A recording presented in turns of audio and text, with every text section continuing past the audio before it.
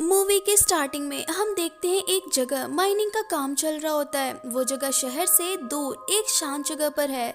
वहाँ तेल निकल रहा होता है, पर तभी अचानक से वो बंद हो जाता है और फिर वहाँ के वर्कर को कुछ होने लगता है जिससे कि वो मर जाता है। लेकिन हैरानी की बात यह है कि वहाँ बस एक ही वर्कर था। उसके बाद हम एक फैमिली को देखते हैं जो वीकेंड में शहर से दूर घूमने आए हैं और ये वही माइनिंग वाला एरिया है। इस फैमिली में हस्बैंड वाइफ और उनके दो बच्चे हैं। हस्बैंड का नाम ग्वेन है, वाइफ का नाम ग्लेंडा और उनके बड़े बेटे का नाम ग्वेरल्ड और छोटे बेटे का नाम गुटो है।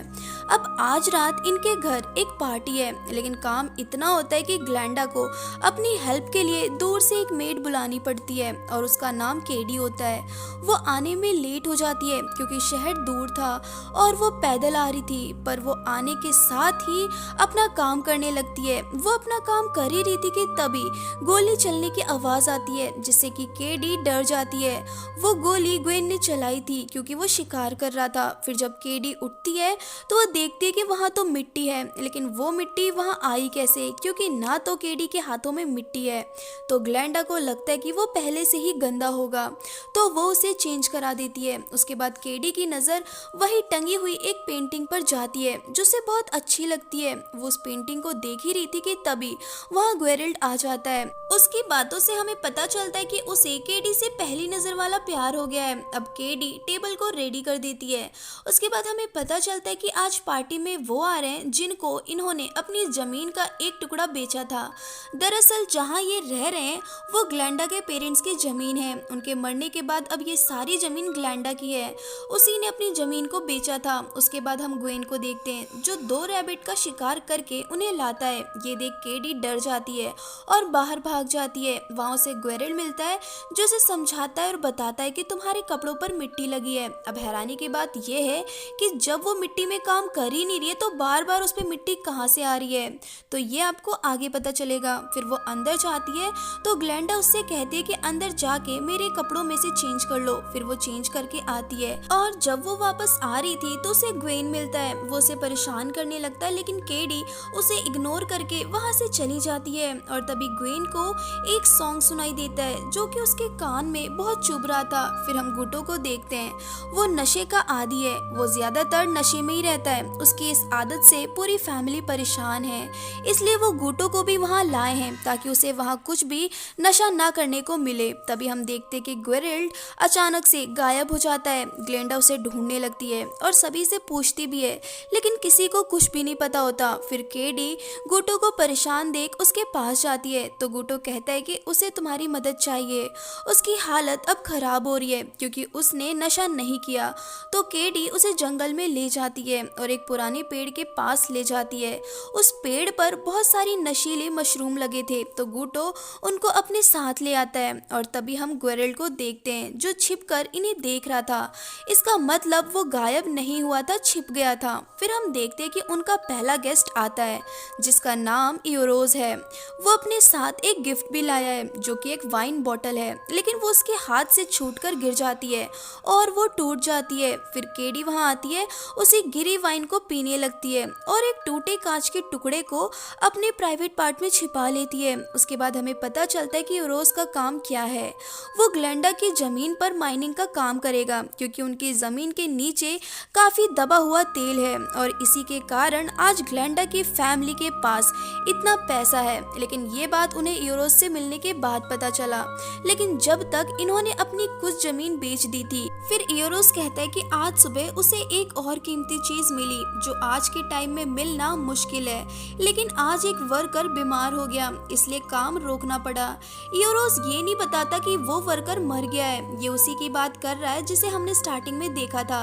लेकिन इयोरो कहता है कि ये कीमती चीज उन्हें वहां मिली है जहां तुमने अपनी जमीन को बेच दी है। उसके बाद हम देखते हैं कि उनके सेकंड गेस्ट को जो कि मेयर है, उनका हस्बैंड भी उनके साथ आता, लेकिन रास्ते में उन्हें पता चला कि पास ही के झील में एक कार मिली है, तो वो वहां गए उस कार की हालत को देखने। फिर हम केडी को देखते जो छिपकर उन्हें देख रही थी। उसके हाथ पर फिर से मिट्टी लगी हुई थी। अब फिर वही सवाल आता है, जब वो मिट्टी में काम कर ही नहीं रही है तो उसके हाथों पर मिट्टी कैसे लगी। खैर फिर केडी उनके खाने के लिए वही रैबिट लाती है, लेकिन उसे देख उसका मन इतना खराब हो जाता है कि वो रैबिट पर ही उल्टी कर देती है। लेकिन ऐसा करते हुए उसे कोई नहीं देखता तो वो उन्हें वही खाने को दे देती है। फिर हम गुटो को देखते हैं जो उन मशरूम से नशा कर रहा था, लेकिन वो मशरूम नशीले होने के साथ साथ जहरीले भी थे, जिससे कि उसका पैर लाल हो चुका था। फिर भी वो नशा करना बंद नहीं करता। उसके बाद हम ग्लैंडा को देखते हैं जो मेयर को अपना योगा रूम दिखाती है, जो कि काफी बड़ा था और उसके साथ साथ वो खुला भी था। तभी वहाँ एक लाल पंख आकर गिरता है, जिसे देख ग्लेंडा का मूड खराब हो जाता है। उसके बाद हम केडी को देखते हैं जो जंगल में जाकर लेट रही थी जैसे ये उसका घर हो, और तभी उसके शरीर पर कुछ बेलें आने लगती हैं और उसे जकड़ने लगती हैं। इससे साफ पता चलता है कि केडी के साथ कुछ तो गलत है। फिर हम देखते हैं कि वो सभी खाना खाने लगते हैं। उन्हें वो रैबिट बहुत अच्छा लगता है क्योंकि वो इस बात से अनजान थे कि इसमें क्या मिला है। अब गुटो की हालत नशे के कारण खराब थी। ये देख ग्वेन को गुस्सा आ जाता है और वो उसे अंदर जाने को कहता है, और अंदर जाके गुटो फिर से नशा करने लगता है। और फिर बाहर शुरू होती है इनकी मीटिंग जिसके लिए ये सब मिले हैं।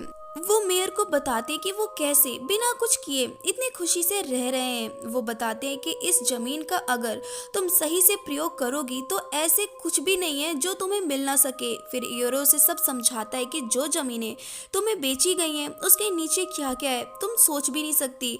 बस तुम हमें अपनी जमीन पर काम करने की इजाजत दे दो। उनकी इतनी बातें सुनने के बाद उन्हें लगता है कि मेयर अब तो मान जाएगी, लेकिन वो साफ साफ मना कर देती है क्योंकि उसके लिए पैसे से ज्यादा अपनी जमीन प्यारी है और वो उसके साथ कुछ भी गलत नहीं होने देगी। पर तभी हम देखते हैं कि ग्वेरल के खाना खाते हुए गले में कुछ फंस जाता है और उसका दम घुटने लगता है। पर तभी केडी आती है और वो ग्वेरल के गले में हाथ डालकर वो फंसा हुआ टुकड़ा निकाल देती है, जिससे कि वो बच जाता है और उसकी फैमिली भी केडी से बहुत खुश हो जाती है। फिर केडी गुटो के लिए खाना लेकर जाती है, लेकिन उसके जाने पर ग्लैंडा हैरान हो जाती है क्योंकि केडी के पैरों में से बहुत सारी मिट्टी निकल रही है। उसके बाद जब केडी गुटो के रूम में पहुंचती है तो वो देखती है कि उसकी हालत तो बहुत खराब है। उसका पूरा पैर सड़ चुका है और उसके पैर पर कीड़े चल रहे हैं और गुटो दर्द के कारण पागल हो रहा है। उसकी मदद करने के लिए केडी उसके पैर को चाटने लगती है, जो कि बहुत अजीब था। फिर वो बाहर जाती है और वह ग्वेन उसे गाना गाने के लिए फोर्स करता है, पर तभी उसे फिर से वही सॉन्ग सुनाई देता है जो उसके कानों में चुभता है, और वो सॉन्ग उसे तभी सुनाई देता है जब भी वो केडी को परेशान करता है। इसका मतलब ये काम केडी कर रही है। फिर केडी बाहर जाती है और उसके पीछे ग्वेरल भी आता है। फिर उनके बीच किस होती है और फिर केडी ग्वेरल को अपने साथ जंगल में ले जाती है। वो उसे गुटो के पास ले जाती है जहाँ गुटो दर्द में तड़प रहा था। केडी कहती है कि तुम्हें अपने भाई की मदद करनी चाहिए ताकि उसे इस तकलीफ से आराम मिले, और केडी उससे गुटो का पैर काटने को कहती है। ग्वेरल भी वैसा ही करता है और वो गुटो का पैर काट देता है, और फिर ग्वेरल और केडी फिजिकल होने लगते हैं और ग्वेरल के प्राइवेट पार्ट पे वही कांच का टुकड़ा लग जाता है जो केडी ने छिपा कर रखा था। अब इससे हमें पता चल जाता है कि केडी उन सभी को यहाँ मारने आई है किसी मकसद के तहत। खैर तभी दूसरी तरफ हम देखते हैं कि जो पेंटिंग केडी को पसंद आई थी वो पेंटिंग नहीं बल्कि वो एक मैप है उनकी जमीन का। ग्लेंडा मेयर को बताती है कि वो मेयर के एरिया में कहाँ कहाँ माइनिंग करेंगे, तो मेयर कहती है कि ऐसा मत करना वरना बहुत बुरा होगा। वहाँ एक शक्तिशाली आत्मा रहती है जो कि यहाँ के नेचर से बहुत प्यार करती है, और अगर वो जाग गई तो सब मारे जाएंगे। लेकिन ग्लेंडा को लगता है कि वो उसे डरा रही है क्योंकि वो अपनी जमीन देना नहीं चाहती, तो वो उसकी बातों पर ध्यान नहीं देती। तो फिर मेयर वहां से चली जाती है और ग्वेन को अब भी वही सॉन्ग सुनाई दे रहा था और उसकी हालत खराब हो रही थी। उसके बाद ग्लैंडा को बाहर अपनी मॉम दिखती है जो कि मर चुकी हैं, तो ग्लैंडा तुरंत भागकर बाहर जाती है, लेकिन वहां तो कोई भी नहीं था।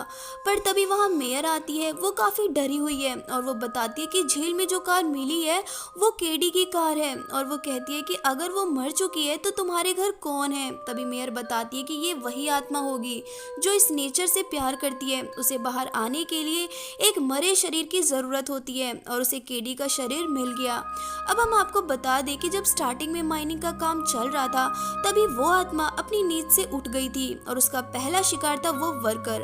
अब केडी के हाथों से बार बार मिट्टी गिरना, जंगल में बेलों का उससे जकड़ना और वो नक्शा उसे इतना पसंद आना, ये भी इसी बात का सबूत है कि ये इस आत्मा का घर है, और जो भी उसके घर को नुकसान पहुंचाएगा वो उसे नहीं छोड़ेगी। फिर केडी वापस से घर आती है। उसकी ड्रेस पूरी खून में सनी थी, जो कि गूटो और ग्वेरेल का खून है। वो ग्वेन के पास जाती है, जो कि अब पागल हो चुका था। केडी उसे एक स्क्रू ड्राइवर देती है, जिसे वो अपने कान में डालने लगता है, जिससे कि वो मर जाता है। दूसरी तरफ ग्लैंडा अपनी फैमिली को ढूंढ रही थी। वो ढूंढते हुए गुटो के रूम में जाती है। वहाँ हर तरफ खून देखकर वो हैरान हो जाती है। फिर वो अपने रूम में जाती है, जहाँ उसे अपनी मॉम की फ्लावर ड्रेस बाहर निकली मिलती है। वो उसे पहन लेती है और बाहर जाकर अपने बेटे को बुलाने लगती है। वो आते तो हैं, लेकिन आते ही मर जाते हैं। उन दोनों की मौत ज्यादा खून निकलने से हुई है। अब ग्लैंडा देखती है कि उसकी पूरी फैमिली अब खत्म हो चुकी है, और ये सब उनके पैसों की भूख के कारण हुआ। दूसरी तरफ हम यूरो को देखते हैं, जो अब भी खा रहा था। ऐसा लगता है कि ना जाने वो कब से भूखा है। सारा खाना खत्म हो जाता है तो ग्लैंडा उसे गुटो का पैर काट कर खिलाती है, और यूरो उसे भी खा जाता है। अब उसका पेट भर गया था तो वो वहीं पर सो जाता है, और जब उसकी आंखें खुलती हैं तो वो हैरान हो जाता है, क्योंकि ग्लैंडा उसके सामने गन लेकर बैठी थी और वो उसे शूट भी कर देती है। फिर वो उसे मारने के बाद वो अपने आप को भी मार देती है। अब वो सब मर गए, जिससे कि उस आत्मा के घर को खतरा था। तो वो उन सभी को एक जगह लाकर जला देती है, और फिर वो चली जाती है फिर से सोने। वो बहुत खुश थी कि उसने अपना घर बचा लिया। और इसी के साथ ये मूवी यहीं पर एंड हो जाती है। तो गाइस, ये थी हमारी आज की मूवी द फीस्ट। आपको मूवी कैसी लगी कमेंट सेक्शन में ज़रूर बताएं, और अगर आप हमारे चैनल पर नए हैं तो चैनल को सब्सक्राइब करना बिल्कुल भी ना भूलें। Thank you and bye bye.